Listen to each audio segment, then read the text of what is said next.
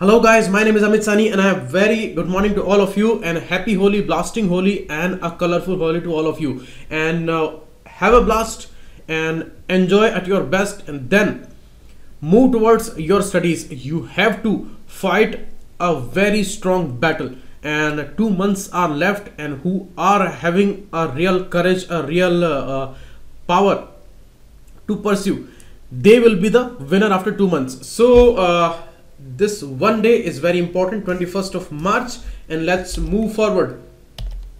These are the pendrive courses by StudyIQ, and you can call on these numbers. You can ask for these pendrive courses. These are updated one. UPSC updated course is also launched recently, and all other courses are available, and they are going to be very helpful.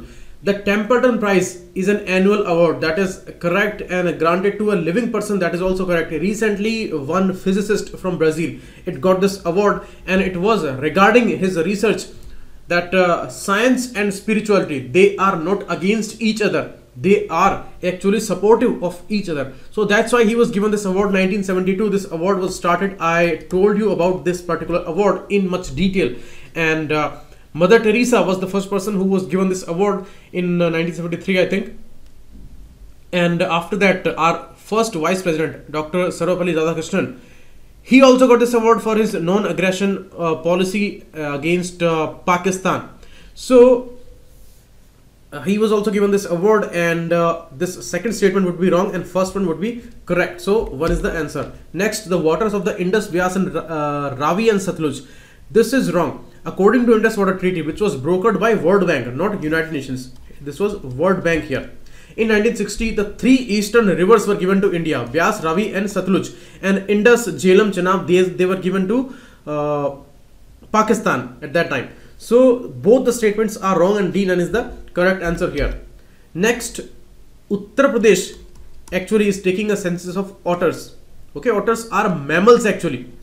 Okay, these are mammals, and in aquatic, semi-aquatic environments these are found, and there are various species of otters, sea otters and normal otters and Asian otters and other oceanic otters. So they are mammals, they are not reptilians. So Uttar Pradesh is taking the census of them. They are of vulnerable status, that is correct, but these are mammals. So mammals as a category is under a lot of stress. Like we have the example of dugong, which is found in the Mannar coast, and which is also called sea cow, and the Ganges dolphin, and other examples like whales. Okay, so these all are mammals. So D, none is the correct answer here. Next, Wyndham Campbell Prize.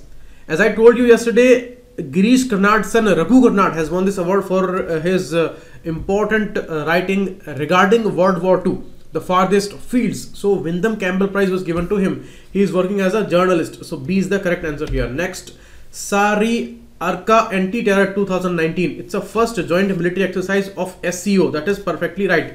There is a RATS, a Regional Anti-Terror Structure, and its council has decided about this particular joint military exercise, and India and Pakistan, not Sri Lanka, Pakistan are members from South Asia. 2.5 years back we were given the full membership of SCO, India and Pakistan both. So only one is the correct answer here. Next, Gondaria Konth, they are many times in newspaper regarding the Niamgiri Hills and the mining operations and controversial decisions regarding their clearances and all. So Niamgiri hill is actually very pious to them. They actually worship this hill, and they call it Niamgiri Raja. And the Vedanta case, that was also related here regarding bauxite mining. And Gondaria Konth is a tribe that is living on the foothills of Niamgiri Hills. So it is in Odisha, and all other options are wrong. So B is the correct answer here. Next, these are the words that I found, and try them into sentences. 1 or 2 articles or some other facts we will take tomorrow. Tomorrow it will be no newspaper because tomorrow is holiday. And let's quickly take these important topics. A short history of data. It is important for GS paper 2, and this year may be an important essay topic also. You see, there has been a repeated history of data collection, statistics, and all this systematic approaches towards gathering information regarding the national statistics. So we had done tremendously great works here, and in the first decade after independence, it was the best phase for us, and we became a world renowned nation who actually pioneered many of these achievements that the world is following.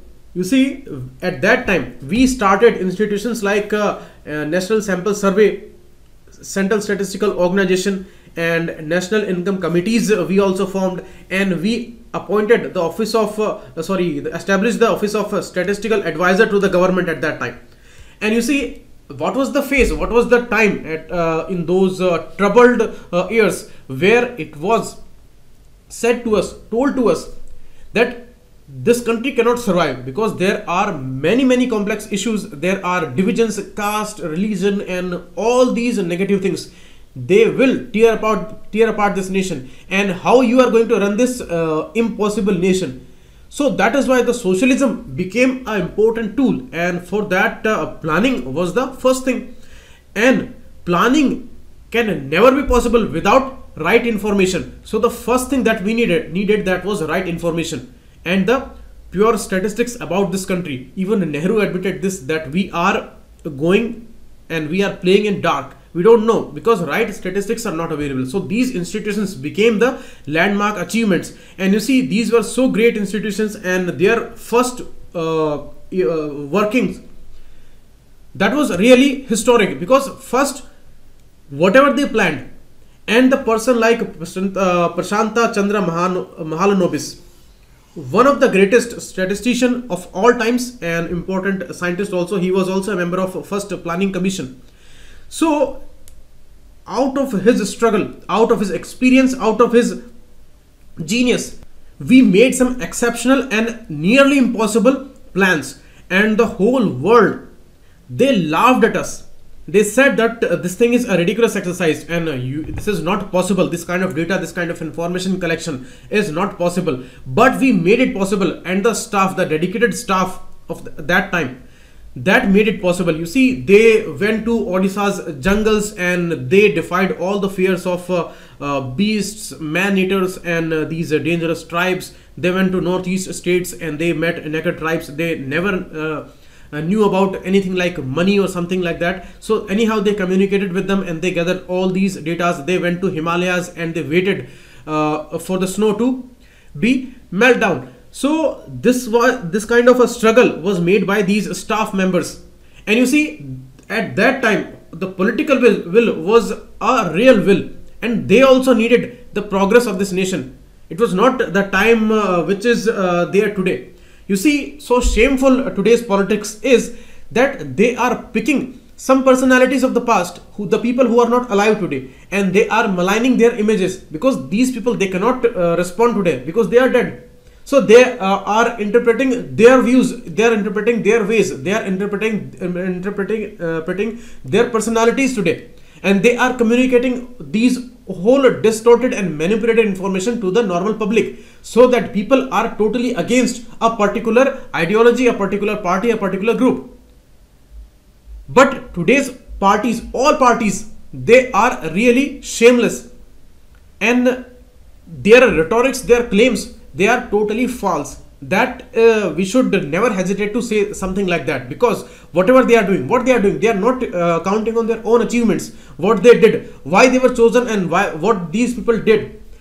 Nobody is talking about that. They are talking about the past people, their ideologies, and how they ruined this nation. So that is why this information becomes much more important, that what was done. And actually that was a golden period when we started these things, and our patriotism was the real patriotism at that time, because we never hailed the flags of the nation. We did actual work to elevate the status of that Indian flag. So we created these institutions, and they created those important and impossible informations, so that our planning could become possible. Because when the genuine data, the income committees and all, when they created GDP like data, and in those times in 1962 we could create the poverty lines here in India, and it was before the countries of USA and other important countries. So We actually pioneered those activities. But today they are saying that these bodies, they are not of much importance, and their working is not up to the mark. We found some mistakes there. We found some lacks in the labor data, the employment data created by NSSO. And NSSO was the main organization in the first decade after independence that made these things possible, where world said that these things are impossible, and we made them possible. And the particular methodology which was created by the giants like PC Mahalanobis, that made it possible. Regarding PC Mahalanobis, Nehru said that presiding genius of statistics in India, and he was for sure one of the best statistician of the world at that time. And you see, out of his efforts, and UN Statistical Commission in New York was established, and he was made the chairperson. He was voted the chairperson for several times during 1950s. So this was the reputation, this was our working, this was our dedication, and this was our true patriotism. And look at the condition today, how much we have achieved till now, and what is the mood of normal public, how the people are behaving. Do people know about these kind of personalities, these kind of workings? No, because these people are being fed with the wrong informations, manipulated data, and total lies. Even ministers are not hesitating to tell these lies today. So that is why this article becomes much more important. Okay. And you see, Nehru admitted this thing in a National Planning Committee when he was the chairman of Congress's National Planning Committee in 1938, that fact of the absence of accurate data and statistics is true. And we certainly are functioning in dark. So we need this data at first, and we made it possible. The people who first said that this thing is impossible, these people converted their thoughts about India, and they said really it's a genius task. Nobel Prize winning economist Angus Deaton put it that world's first system of household surveys to apply the principles of random sampling, that was done by India, and that seemed beyond the bounds of possibility, and the complexity and the scope was nearly impossible, but we made it possible. Okay. And we were hailed by some important statisticians like R.A. Fisher of UK also at that time, and they said that India is not far away from the center of statistical map of the world. Means India has been working tremendously good. And the Planning Commission beginning in 1962 used the data the National Sample Survey generated by its household surveys to craft the country's poverty line, and it was front runner in this regard. United States developed its own poverty line 3 years later. So that was great. Okay. So it is very important in today's time to know about these facts, these realities, because rhetorics and these agendas which are running daily on these national media channels, okay, daily in the night, they are feeding people with distorted information and wrong interpretation. So in those times, in these difficult times, in this age of misinformation, these realities are much more important. And we hope that this would be counted as an anomaly. Means this would only happen at this time where the credibility of these kind of reputed institutions are at stake, and it's really regrettable. Maybe these things will never be repeated. Okay. Next, reality of impunity, rhetoric of human rights. The next article is very important from GS paper 2 context, and importantly making a topic of essay also, and GS paper 4 also. It is talking about the custodial torture, and actually we are involved too much in this custodial torture. Last year we had 147 cases of custodial deaths. But what are our international rhetorical claims? The concept we said in the Human Rights Council's meeting in Geneva, that the concept of torture is completely alien to our culture and it has no place in the governance of the nation. So this we said on the international platform. But what actually happens? Last week in Sitamarhi district, Bihar, 2 families received the bodies of their 2 sons from the police. Bodies. And why? These two were called for questioning in relation to a case of theft and murder, and only for questioning they were called, but they were brought dead. And you see, ritual bathing at the time of their burying, it was revealed that the kind of torture they borne, that was unimaginable. There were marks of nails hammered into their thighs and wrists. So you can imagine what kind of condition, what kind of torture they sustained. So actually they could not survive, and they could not sustain and succumb to these injuries. And a common story in India. How it is a common story in India? As I was telling you, 147 cases of custodial death last year, and in Uttar Pradesh, so many deaths. It actually spread like a fire, and this controversy became very huge when the National Human Rights Commission, it raised many questions regarding the UP government when they are making claims on daily basis that law and order situation is at best in the state. But these things are happening. Mob lynchings are a common thing these days, and the fear that perpetuates, that's a real problem. Law and order situation does not mean that there are no crimes. If the fear is there, okay, an unnecessary fear is there by a particular group or by a particular ideology, or you may say anything, that means it's not a correct situation of law and order. Between the rhetorics of Geneva and the reality at Dumra, means in Bihar, in this Sitamarhi case, they all too frequent story in India of police torture. Means we sometimes are calling them alleged murder until proven in the court. Why? Because you see what actually happened in this case when these two policemen who were actually accused of murdering these two youth, their name never appeared in the FIRs first. Then out of pressure it was added, those names were added, and then they escaped with the help of local police, and still they are untraceable. So this is a particular system, and you see these are policemen, these are not normal people, these are not normal criminals, these are policemen, and they are part of a system. And when these allegations are on the system, then how can you say that India does not support torture? NHRC is content giving the Bihar police 6 weeks to explain its conduct.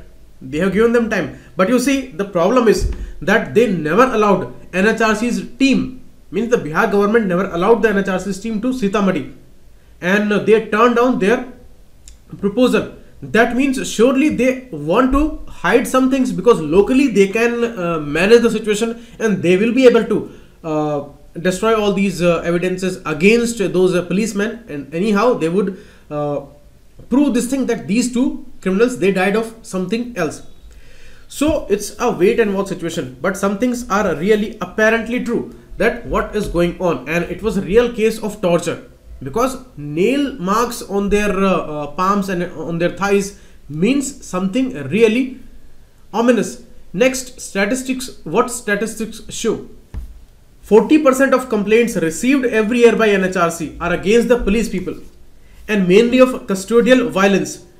Top police officials tolerate it, turn a blind eye to it, means they know that what is the practical situation, but they are always under pressure. That is why they are turning blind eye to it, because they cannot do much about it. It is pressure from above. And lower judiciary, which is the first point of check against custodial violence, they remain silent. And actually these people are very supportive of these high time criminals or the police people. There is a very strong nexus, because lower judiciary, these people are not of much courage and not of much integrity, and you may say these are not greatly professional. Most of the times it is seen. So they are most of the times not vigilant in checking if the arrested person are secure in custody, and most of the times again these people who are arrested, they are innocent, because the police people, they have some pressure, and when they don't find criminals, then they put any weak person or habitual petty criminal or someone like that. They would put these people behind bars, and the trials would run, and sometimes false evidences are raised against these poor people, and they cannot defend themselves because these are weak, uneducated, unaware people, and maybe they are petty criminals, but the crime is not that big that they ever had committed. So it's a trouble of the system. And pliant doctors, that's again a big danger. Means maybe they are threatened, or maybe they are bowing down before these authorities out of some greed or something like that. So they further weaken the protections to these weak people, which may be innocents. So this whole article is regarding those people who are innocent but they are wrongly implicated, or maybe out of the environment that has become like a particular type. Means one ideology is very dominant, and some people are targeted, some minority groups or maybe some weaker sections, they are targeted, and their people, they are tortured behind the bars many times. So in this environment, if the whole system has become problematic and it is against some particular weaker sections, or maybe it is not working according to the set norms, maybe somebody is a criminal, maybe somebody is has committed a particular crime, but there are laws, there are particular provisions regarding that. This torture is nowhere permissible, and court has reiterated this matter again and again. So that is why it becomes a problem, and there is a great mismatch between our rhetorics, our claims, and the realities here. And so many cases we have seen in the recent past. That is why it has become a huge problem. And India has signed the UN Convention in 1997 against the torture, but India has not ratified it. That is a problem. Ratification and signature, these are two important things. Only signature will not suffice. And ratification, when we ratify any convention, then we have to make stringent laws against torture. So there are no laws in India till now because we have not ratified this convention. So it's a problem. So first thing that we need to ratify it, then we need to make important laws, and we need to execute them properly. Otherwise, this system would perpetuate. And always you see there are social layerings in this country. There are religious problems in this country right now. Because there is no more a diversity, there are all differences. Diversity is a positive word, difference is a negative word. All diversity has been converted into differences, and now people are against each other, and they are only focusing on the fault lines these days. You see, it's a simple thing. When there are cracks on a wall, if you look at the wall as a whole, then you don't find cracks, but you go near it and you only focus on these cracks, then you will see divided walls. So that's a problem with the today's society, and out of political reasons, this thing is being done intentionally. And who are bearing its consequence? The weaker groups and minorities and all. And these are the real examples of that. So these wrong confessions which are forced out of this torture, so these things really are giving evidence against our image that we want to pose in the world. And this is saying that you cannot hide behind these rhetorics, because reality is really problematic. And you see one more important point here. South Asia and especially India is among the last countries where the political executive must grant permission before public servants can be prosecuted. Means if I want to complain against a police person or any public servant, and if he is to be prosecuted, then the permission has to be granted by political executive. Otherwise, it is not possible. And this similar kind of law we saw in Rajasthan year back, where Vasundhara Raje's government was there, and they passed this law that without our permission, no public servant, no civil servant can be prosecuted, and no action can be taken against any of the officers. So this was really drastic, and that was unthinkable. And in the democracy, these things are the biggest troubles, because these are the systematic troubles, and system is created just to run the democracy. If the system is only going to create problems like this, and so dangerous problems, then it's a great problem. Okay, so this is some issue, and we need to improve this situation, because innocence is the most important thing. Always it is said that maybe we have to free 100 criminals, but we cannot in any situation give punishment to any innocent person. So that is the thing. Next, a useful tool, dollar-rupee swap, which is taken as an important step first time by RBI. You see, normally open market operations are the solutions in the liquidity situations, where liquidity, maybe it is rising and inflation is rising, maybe liquidity is going down, and there are fund crunches. So at that time, RBI on the behalf of government, it sells or buys the government securities. If liquidity is high and more money is actually circulating in the economy, then RBI will sell the government securities and it will suck the money out of the system. And if less money is circulating in the economy, then it will buy the securities, the existing security which are there with the people, and it will infuse that money into the system. So this is the normal open market operations, but this time it has gone with the dollar-rupee swap, and it is going to solve two important problems. One problem is of the exchange rate, which is there for quite some time now, and rupee is declining very fast. So this particular problem can be managed with the situation and the liquidity situation, where it is going to infuse at least 35,000 crore rupees in the system and to the banks. And you see, we have to see, one problem is there, we need to see now, because it is not as simple as it looks, and it is not theoretical. Economy is all about practical, and we have to wait and watch that how these banks are going to respond about this situation.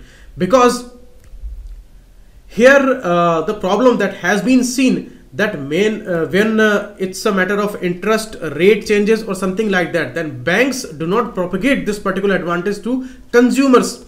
So the advantage and the particular thought of RBI that does not reaches and that is not executed properly to the consumers. Because maybe an example here, if banks are giving loans on 9% and the particular base rate set by RBI is 7% and RBI lowers it to 6%, then 1% should be a decline in the particular rate on which the banks are giving loans. So that should come to 8% also, but banks, they don't go for it, and they will continue giving loans on 9% only, because they don't want to give this profit to consumers, and they want to keep this profit with them, because they are struggling a lot. So we have to see that how banks propagate this particular move to the consumers, how they are benefited. So that is the thing. And one more problem is going to be supported here, means solved in a sense, that forex reserves are going to go up for RBI, because it is going to buy dollars from these commercial banks, and it is going to give rupees to these banks. So it is a dollar-rupee swap, and we need to see, because it is the first time when RBI has taken this particular step. So now the MCQs try their answers and try to look for the additional data here. Okay, these are very important. Again and again, I'm telling you, PDF you will get here on the Telegram channel and on this Facebook group. The link for the Telegram group is also given on this particular Facebook group. Thanks a lot. Keep watching, and happy Holi.